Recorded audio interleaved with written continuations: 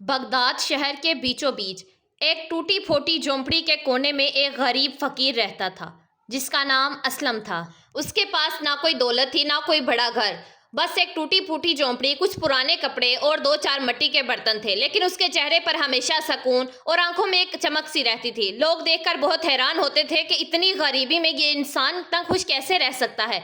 वहीं दूसरी तरफ उसी शहर में हारून नाम का एक बहुत बड़ा अमीर व्यापारी रहता था। उसके पास सोना चांदी, नौकर चाकर, बड़ी हवेली, सब कुछ था, लेकिन फिर भी उसके दिल में सुकून नहीं था। वो हर वक्त किसी ना किसी मुसीबत और परेशानी में डूबा रहता। उसे डर लगता कि कहीं उसकी दौलत कम ना हो जाए, कहीं कोई उसे धोखा ना दे जाए। एक दिन हारून ने असलम के बारे में सुना और वो उसके पास गया। उसने देखा कि असलम एक पुराने मिट्टी के प्याले में सूखी रोटी खा रहा है, लेकिन उसके चेहरे पर मुस्कान है। हारून ने हैरानी से पूछा कि तुम इतने गरीब होकर भी इतना खुश कैसे हो? असलम ने मुस्कुराते हुए जवाब दिया कि खुशी दौलत से नहीं है, बल्कि अल्लाह ताला के जिक्र और दिल में सुकून से आती है।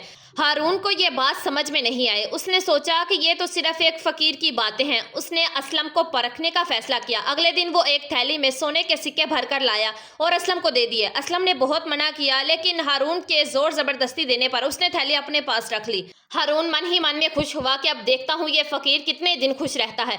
कुछ दिनों बाद हारून फिर असलम के पास गया। उसने देखा कि अब असलम पहले जैसा शांत नहीं है। वो बार बार अपनी झोंपड़ी के कोने में रखी हुई उस थैली को बार बार देखता है। रात को बार बार उठकर उसे चेक करता है। उसके आंखों के नीचे काले हल्के पड़ गए हैं। हारून मुस्कुराया और बोला कि क्या हुआ असलम, अब भी खुश हो?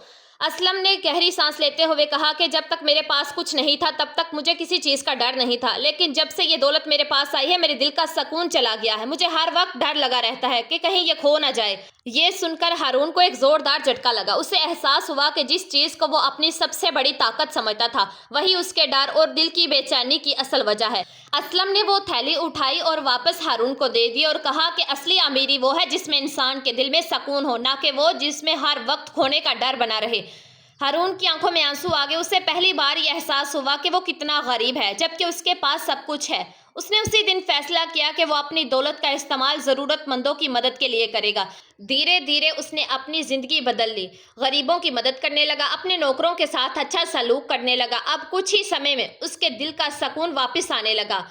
हारून के बदल जाने की कहानी अब पूरे शहर में फैल चुकी थी। लोग कहते थे कि एक फकीर ने एक अमीर आदमी को उसकी असली औकात दिखा दी। लेकिन कहानी यहीं खत्म नहीं हुई थी, बल्कि यहीं से एक और इम्तिहान शुरू होने वाला था। असलम फकीर अपनी उसी पुरानी झोंपड़ी में रहता था।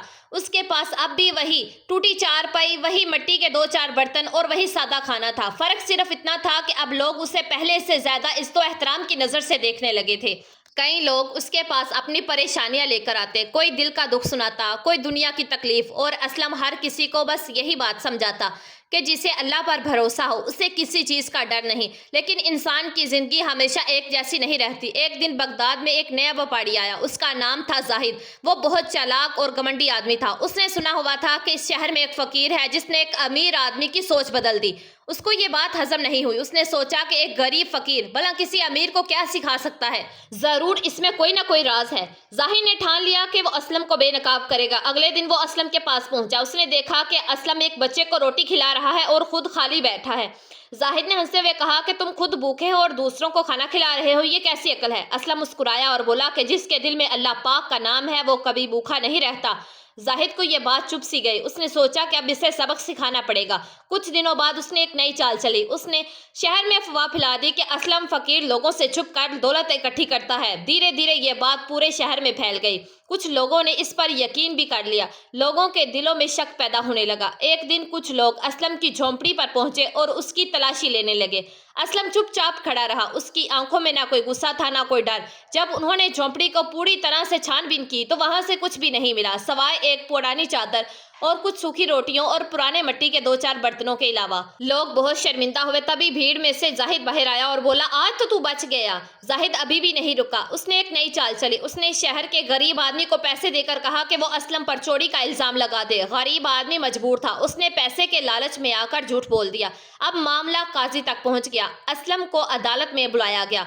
पूरे बगदाद के लोग वहां जमा हो गए। कुछ लोग असलम के साथ थे, कुछ लोग उसके खिलाफ। काजी ने असलम से पूछा, क्या तुमने चोरी की है? असलम اسلم بڑی ہی سادگی سے جواب دیا کہ اگر میں نے چوری کی ہو تو مجھے سزا ملنی چاہیے اور اگر نہیں کی تو میرا رب میرا گواہ ہے۔ اور تبھی ہارون بھی وہاں پہنچا۔ اس نے آگے بڑھ کر کہا کہ میں گواہی دیتا ہوں کہ یہ انسان جھوٹ نہیں بول سکتا، لیکن قاضی کو ثبوت چاہیے تھا۔ تبھی اچانک وہ غریب آدمی کانپنے لگا جس نے جھوٹا الزام لگایا تھا۔ اس کے دل میں ڈر بیٹھ گیا۔ اس نے سب کے سامنے سچ بول دیا کہ میں نے جھوٹ بولا تھا، مجھے پیسے دیے گئے تھے۔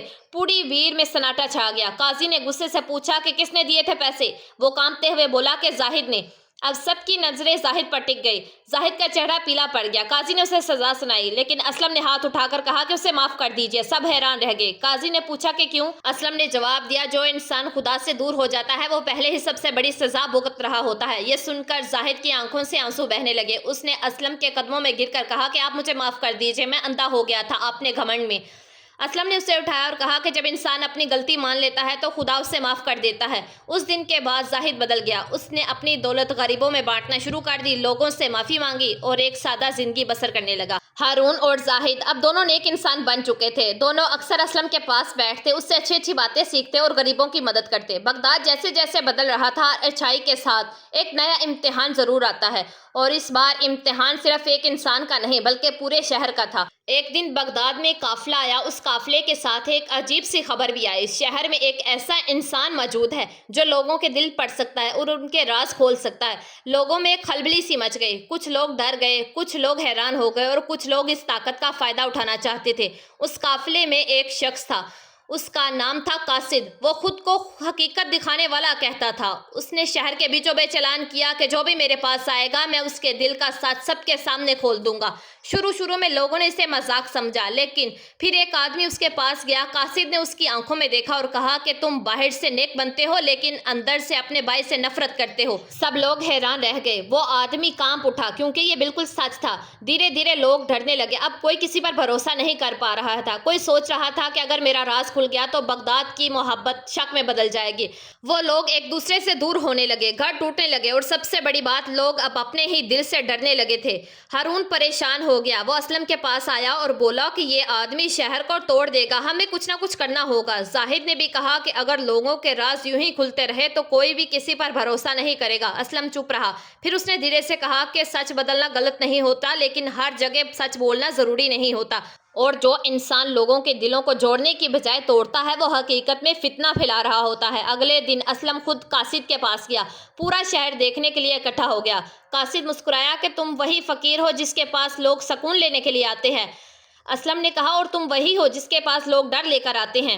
بھیڑ میں ہلچل سی مچ گئی۔ قاصد بولا کہ کیا تم بھی چاہتے ہو کہ میں تمہارا سچ سب کو بتا دوں؟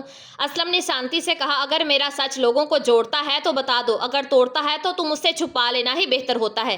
قاصد ہنس پڑا کہ سچ چھپانے سے کیا فائدہ؟ اسلم نے جواب دیا، سچ کا مقصد انسان کو بہتر بنانا ہوتا ہے، نہ کہ اسے شرمندہ کرنا۔ یہ سن کر کچھ لوگ سوچ میں پڑ گئے، لیکن قاصد پیچھے ہٹنے والا نہیں تھا۔ اس نے اسلم کی آنکھوں میں دیکھا، کچھ پل خاموشی رہی، پھر اچانک قاصد کا چہرہ بدل گیا، اس کی آواز کانپ گئی، وہ پیچھے ہٹ گیا۔ بھیڑ حیران تھی۔ کسی نے پوچھا کہ کیا ہوا، بتاؤ اس کا سچ۔ لیکن قاصد چپ تھا، اس کی آنکھوں میں ڈر تھا۔ اسلم نے دھیرے سے کہا کہ اب کیوں نہیں بتا رہے؟ قاصد نے کانپتے ہوئے کہا کہ میں اس کا سچ نہیں بتا سکتا کیونکہ اس میں کوئی برائی نہیں ہے۔ میں نے پہلی بار کسی ایسے انسان کو دیکھا ہے جس کے دل میں کسی کے لیے کوئی نفرت نہیں۔ پورا شہر حیران رہ گیا۔ قاصد گھٹنوں میں گر گیا اور کہا کہ میں نے لوگوں کے راز کھول کر خود کو طاقتور سمجھا، لیکن آج سمجھ آیا کہ اصلی طاقت راز کھولنے میں نہیں بلکہ دل صاف رکھنے میں ہے۔ اس کی آنکھوں سے آنسو بہنے لگے کہ میں نے لوگوں کو توڑا ہے، مجھے معاف کر دیا۔ اسلم نے اسے اٹھایا اور کہا کہ جب انسان اپنی غلطی سمجھ لے تو اسی کی سب سے بڑی جیت ہوتی ہے۔ اس دن سے بغداد پھر سے بدل گیا۔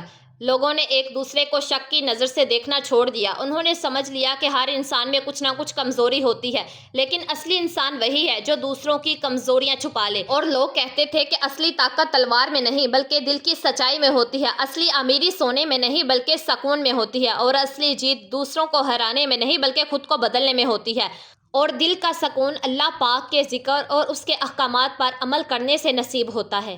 اسلم فقیر ابھی بھی اسی جھونپڑی میں رہتا تھا، مگر اب وہ صرف ایک غریب انسان نہیں تھا بلکہ وہ لوگوں کے دلوں کا بادشاہ بن چکا تھا، اور یہی اس کہانی کا سب سے بڑا سبق ہے۔ اور پیارے دوستو، اس کہانی سے ہمیں ایک بہت ہی اچھا سبق حاصل ہوتا ہے۔ جو لوگ امیر ہوتے ہیں وہ دل سے فقیر ہوتے ہیں، اور جو لوگ غریب ہوتے ہیں وہ دل سے امیر ہوتے ہیں۔ امیر لوگوں کے محل دیکھ کر اپنے آپ کو غریب مت سمجھو، کیونکہ امیر اور غریب کی قبر ایک جیسی ہوتی ہے۔ امیر لوگ پیسوں سے چاہے دنیا کی جتنی مرضی قیمتی چیزیں خرید لیں، مگر وہ دل کا سکون پیسوں سے نہیں خرید سکتے۔ دل کا سکون تو صرف اللہ پاک کے ذکر سے حاصل ہوتا ہے۔ امیر لوگ اپنی دولت کے گھمنڈ میں مست رہتے ہیں اور غریب لوگ چھوٹی چھوٹی خوشیوں میں بھی خوش رہتے ہیں۔ نہ کر بندیا میری میری، اے 4 دناں دی زندگی پھر مٹی دی ٹیری۔ جی تو میرے پیارے دوستو، میں امید کرتی ہوں کہ یہ ویڈیو آپ لوگوں کو ضرور پسند آئے گی۔ اس کو آگے شیئر لازمی کیجیے گا، اور اگر آپ نمرا وائس اسٹوریز چینل پر نئے ہیں تو پلیز ہمارے اس چینل کو لازمی سبسکرائب کر دیجیے گا، ویڈیو کو لائک کر دیجیے گا اور بیل آئیکن کے بٹن کو پریس کر دیجیے گا۔ دعاؤں میں مجھے یاد رکھیے گا اور اپنا ڈھیر سارا خیال رکھیے گا۔ جزاک اللہ۔